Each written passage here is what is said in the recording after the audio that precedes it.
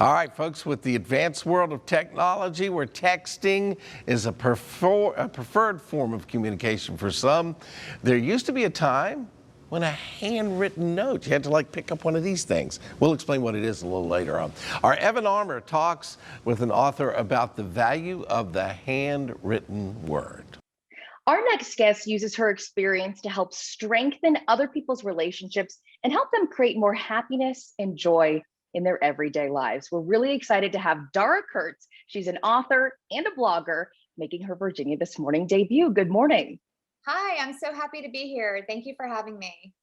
We're excited to have you, and we're really excited for this conversation. You're going to walk us through ways that we can help create meaningful connections in our own lives. And as I mentioned, use your personal experience to do this. And something that you discovered years ago really helped sort of transform your life. Tell us about that discovery.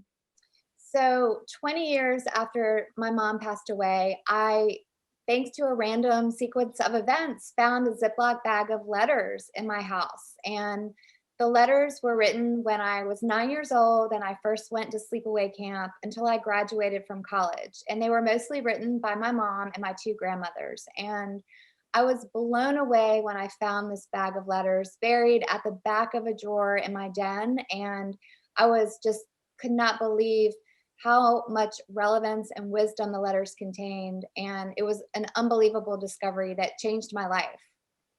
I can't even imagine finding something with that much meaning and value so many years later. How did it make you feel to find that and have that in your hands?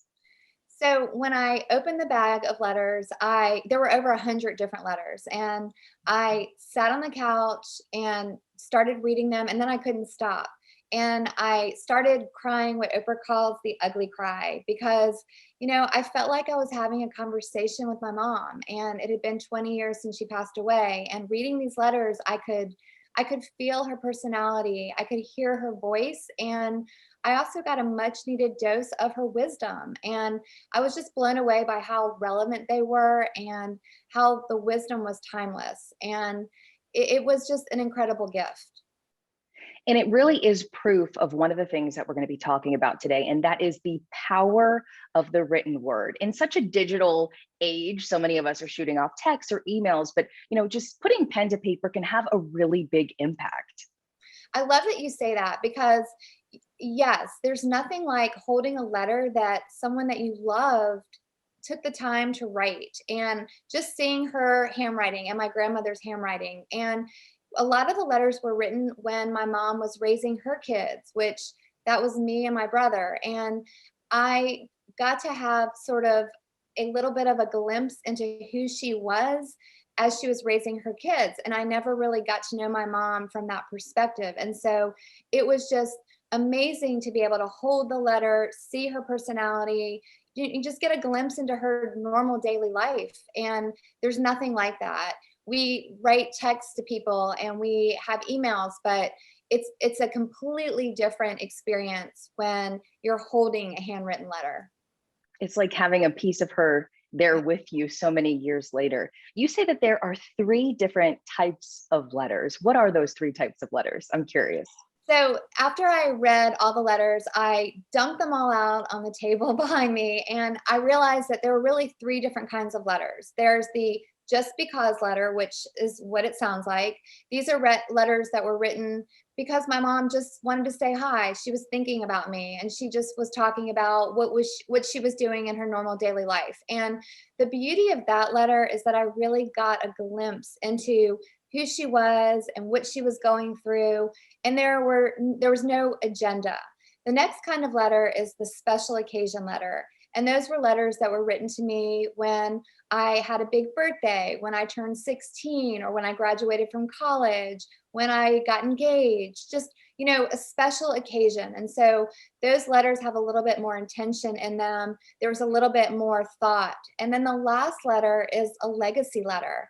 And that's a letter that's written to be given when the person passes away. And the morning of my mom's funeral, my dad came into my room and he said, I have a letter for you from your mom. And she had written a letter to me and my brother and my dad. And that just having that letter and experiencing that, that is the ultimate gift that anyone can give to people that they love and care about. But it also taught me something, because my mom wrote that legacy letter when she was very, very sick. And it's really a beautiful gift if you can write that letter when you're healthy and when you don't plan on anything happening to you, because you can put a lot of intention behind it. And I know that there was a lot of things that my mom, she just wasn't able to tell me because she was so sick, but I was so grateful to have that letter and to receive that. And it's just the ultimate gift to give that to your loved ones.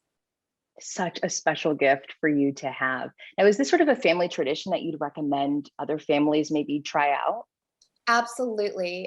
In my book, I talk a lot about the different kinds of letters and how to write a legacy letter. And there's so many different ways you can structure it, what to put into it. A lot of times people say to me like, Dara, I don't know how to start, or I'm not comfortable writing, I want to type it. And, at the end of the day, there's no rules.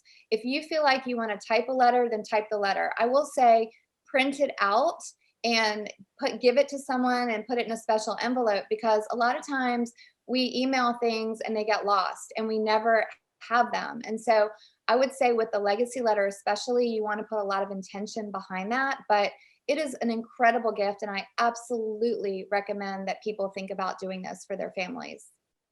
Dara, that is such a special gift, such a great suggestion for families at home to start implementing into their own lives. We appreciate your time this morning. Dara's blog is called Crazy Perfect Life, and her latest book is called I Am My Mother's Daughter: Wisdom on Life, Loss, and Love. We'll be sure to link to that on our website by early this afternoon. Thanks, Dara.